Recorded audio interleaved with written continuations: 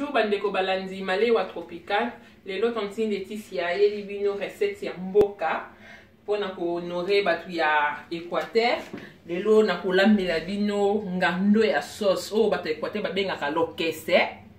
Na osalela bino lokesa sauce. Na kolakisa bino comment esalamaka. Lelo respect na batu Équateur.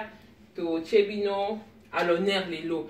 Bon bandeko na kolakisa bino ko procéder kolamba ngando na biso lokese. Ezaka un peu difficile na libandeli mais c'est bon, ezaka nango lo moko ya rapide. Na kolakisa bino comment kolamba ngo kobanda kosukola ngando na biso. To sukola biso ngando na soka na mai ya pio. Ezo déranger nango te. Na mosukola ngando na ngai. Excusez-moi la tatabie. Na kosukola ngando na ngai na mai moko ka ya pio normal. En rapide, là, non, la salité, na rince en na rince ngando nanga rapidement. La ngando nanga na mai moko ya moitié tiède. Oki pe ko sukola ngo na mai ya pio, ça ne dérange pas. Et ça nango penza na salité, mais moi zeika.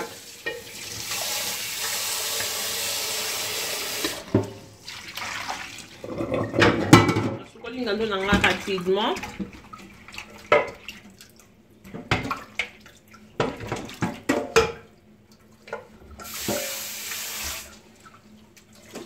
Na chango mwa mai mokie. Na koya ko chango.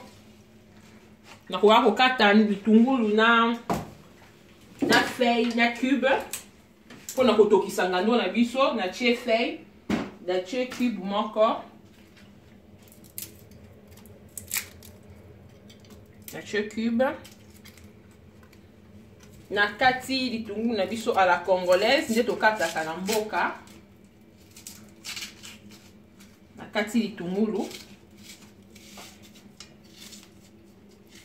Bon pona batu oyo baza pe na mwa sereli akoki kotia sereli ba o baliaka mungwa pe pona batu baliaka céleri bakoki kotia pe sereli. Batie na mungwa pona ba o baliaka mungwa. Bon biso comme awa toliaka mungwa te na loba ngona video nyonso tu to kotiaka ka cube na kotia na litungulu na tie na feuille na tie ngando nanga na moto elemba.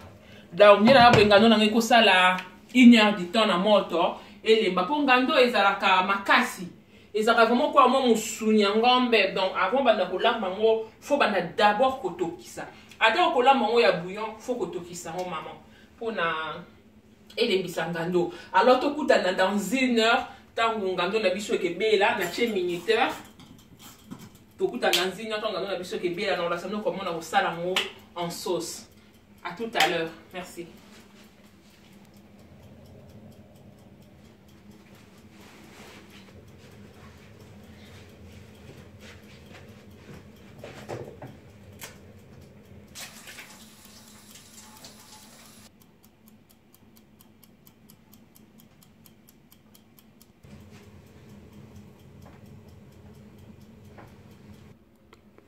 Bandeko balandi, ça fait déjà 1 heure du temps.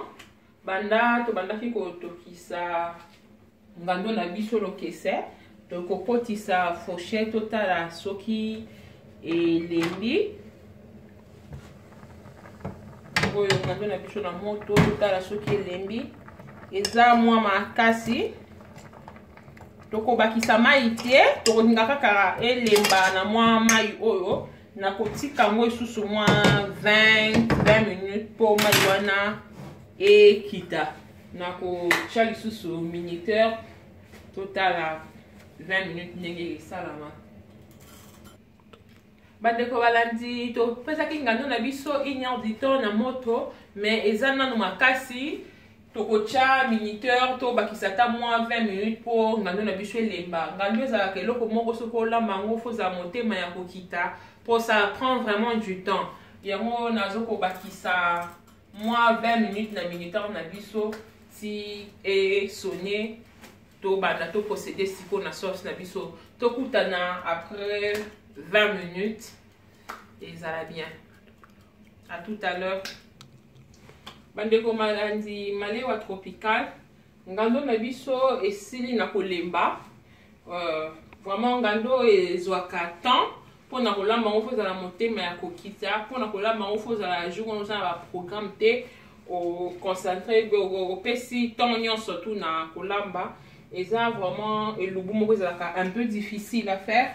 Na uti ko yango yo ngando na biso ma ekiti et sili na kolemba biso to longoli poso ya ngando te ezala mwa makasi mais soko ozwi vraiment temps ya kotokisango et lembaka nango biso to sali 1h30 pona kotokisa ngando na biso. Alors pona elubu na biso ekesenga kozala na tomate mbuma. Esenga kozala na tomate mbuma. Tokosenga kozala na poivron vert et koti ba rouge, n'importe quel poivron et koki kosala nango à faire. Tokozala na besoin ya matungulu. Tokozala na besoin ya